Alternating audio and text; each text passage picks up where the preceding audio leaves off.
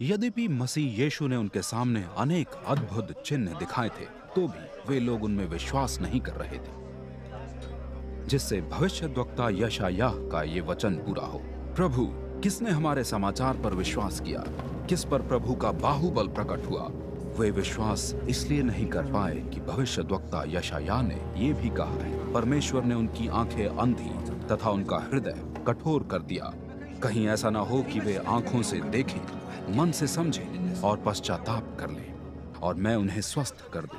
यशायाह ने यह वर्णन इसलिए किया कि उन्होंने प्रभु का प्रताप देखा और उसका वर्णन किया। अनेकों ने, यहाँ तक कि अधिकारियों ने भी मसीह यीशु में विश्वास किया, किंतु फरीसियों के कारण सार्वजनिक रूप से स्वीकार नहीं किया कि कहीं उन्हें यहूदी सभागृह से निकाल न दिया जाए, क्योंकि उन्हें परमेश्वर से प्राप्त आदर की तुलना में मनुष्य से प्राप्त आदर अधिक प्रिय था।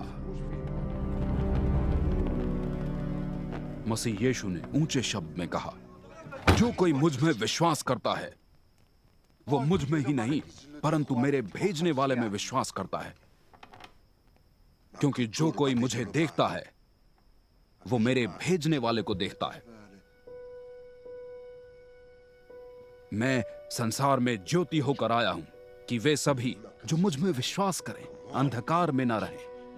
मैं उस व्यक्ति पर दोष नहीं लगाता जो मेरे संदेश सुनकर उनका पालन नहीं करता, क्योंकि मैं संसार पर दोष लगाने नहीं परंतु संसार के उद्धार के लिए आया हूं। जो कोई मेरा तिरस्कार करता है और मेरे समाचार को ग्रहण नहीं करता, उसका एक ही आरोपी है, मेरा समाचार। वही उसे अंतिम दिन दोषी घोषित करेगा। मैंने अपनी ओर से कुछ नहीं कहा, परंतु मेरे पिता ने, जो मेरे भेजने वाले हैं, आज्ञा दी है कि मैं क्या कहूं और कैसे कहूं। मैं जानता हूं कि उनकी आज्ञा का पालन अनंत जीवन है। इसलिए जो कुछ मैं कहता हूं ठीक वैसा ही कहता हूं जैसा पिता ने मुझे कहने की आज्ञा दी है।